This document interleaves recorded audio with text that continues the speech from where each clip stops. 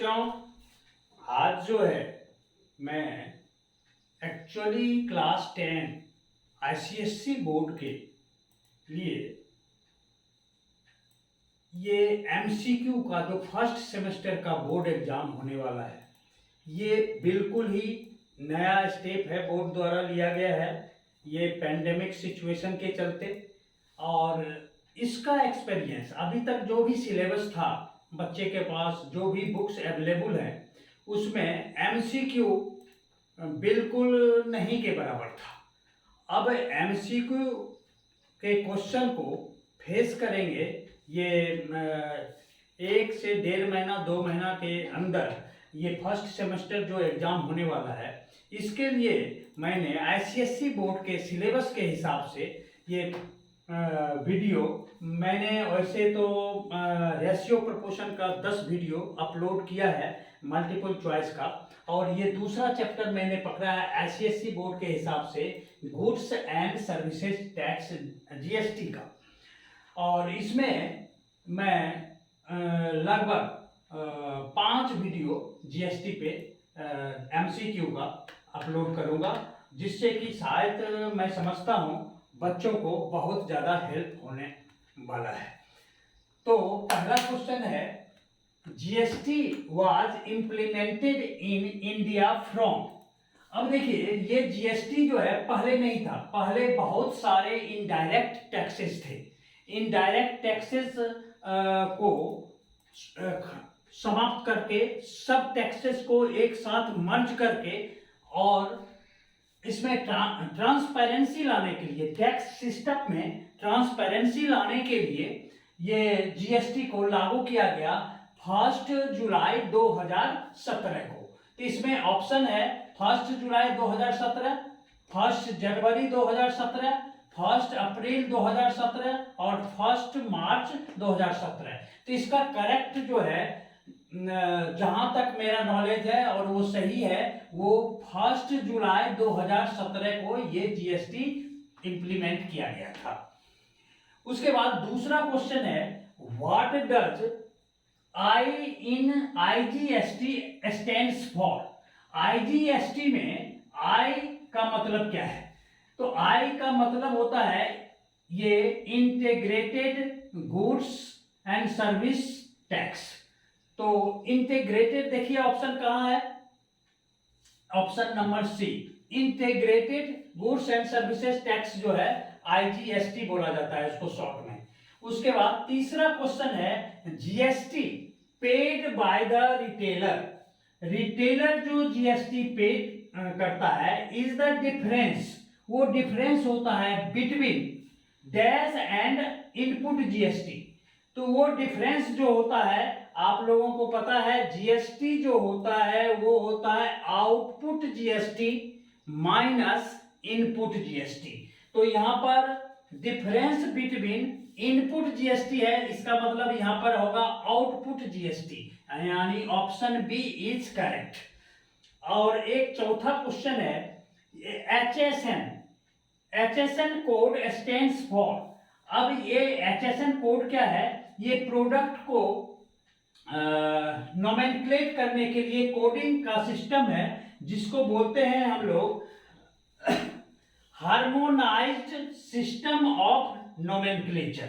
उस प्रोडक्ट का नाम देने के लिए ये सिस्टम बनाया गया है, सिस्टमैटिक वे में नाम नोमेनक्लेट करने के लिए। इसीलिए option B harmonized H system S and nomenclature, harmonized system of nomenclature, option B is correct. और उसके बाद 5 नंबर क्वेश्चन है, a dealer sells an electric kettle for ₹2150 for a particular customer. He reduced the price of the kettle in such a way that the customer has to pay only 2124 including GST. If the rate of GST is 18%, calculate the amount of reduction allowed by the dealer.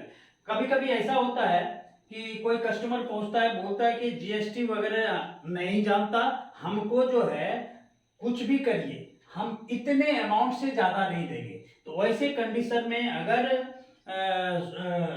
Seller को वो सामान बेचना है तो वो price को क्या कर देता है, रिड्यूस कर देता है। तो यहाँ पर वही प्राइस रिडक्शन करके उसको ऐसा किया गया, वो पार्टिकुलर कस्टमर था उसके लिए, सेलर के लिए, तो ये दाम जीएसटी के साथ वो करना चाहा, जिसके कारण उसके दाम को, कॉस्ट को जो है रिड्यूस करना पड़ा। तो यहाँ पर ये निकालना है, calculate the amount of reduction. तो मान लेते हैं, सपोज कर लेते हैं, let the reduction in amount be x. अब एक्स को रिड्यूस किया गया और उस पर 18% जीएसटी लगा, यानी एक्स तो reduced price plus x into 18%, वो दाम होना चाहिए कितना कस्टमर के लिए, 2124। अब इसको अगर हम लोग सॉल्व करें तो ये हो गया x प्लस, इसको लिख सकते हैं हम 18x bye 100 is equal to 2124। इसको अगर सॉल्व करें तो ये एलसीएम हो गया 100 और ये हो गया 100x plus 18x is equal to 2124। This implies 118x is equal to 2124 into 100. Therefore, x is equal to कितना, 2124 into 100 upon 118। अगर इसको कैंसिल आउट करें तो ये आएगा 18 टाइम्स, ये कैंसिल आउट हो जाएगा। तो 18 इंटू 100 दैट इज 1800। ये आ गया x, किसको एज्यूम किया था हम लोगों ने, reduction in the amount, reduced amount, sorry, ये रिड्यूस्ड अमाउंट को x हमने माना था। तो रिड्यूस्ड अमाउंट निकल गया कितना, 1800, जबकि उसका ओरिजिनल प्राइस कितना था,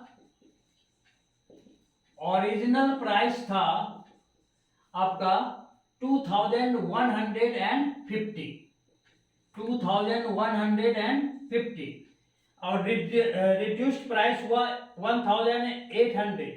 तो रिडक्शन इन प्राइस कितना किया, reduction in price is equal to 2150 minus 1800, that is equal to 350.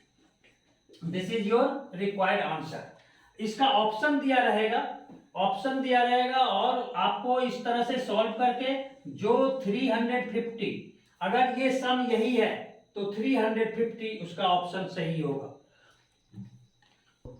अब देखिए ये 6 नंबर क्वेश्चन है, what type of transaction is it when a product is sold from Kanpur to Banaras. अब ये जो है क्वेश्चन, यहाँ देखिए कानपुर भी यूपी में है और बनारस भी यूपी में है। तो अगर एक ही स्टेट के बीच में ट्रांजैक्शन हो तो वो कहलाता है इंट्रा स्टेट, और 2 स्टेट के बीच में अगर हो तो वो कहलाता है इंटर स्टेट। तो कानपुर और बनारस एक ही स्टेट में पड़ता है और ट्रांजैक्शन इसी दोनों के बीच में हो रहा है, टाउन के बीच में, इसीलिए ये जो ट्रांजैक्शन है वो इंट्रा स्टेट है। Option B is correct. उसके बाद क्वेश्चन नंबर 7 बोलता है the maximum rate for CGST. अब देखिए मैक्सिमम रेट जो जीएसटी का है वो है 28%, और यहां पर सीजीएसटी बोला है, सीजीएसटी मैंने central government goods and services tax, और एक होता है एसजीएसटी स्टेट गवर्नमेंट। ये दोनों में बराबर इक्वली डिवाइड होता है। तो मैक्सिमम रेट 28% है, तो CGST जो होगा वो कितना परसेंट होगा? 14%। उस CGST का रेट 14% मैक्सिमम हो सकता है। Question number 8, net tax paid by the dealer, net tax paid by the dealer to the government is. अब इससे पहले भी एक क्वेश्चन आया है, तो नेट टैक्स जो पेड होता है डीलर गवर्नमेंट को करता है, वो होता है नेट टैक्स निकाला जाता है output tax minus input tax से। Option B is correct. Question number 9 जो है ये बोलता है in India the GST is based on the dual model GST adopted in.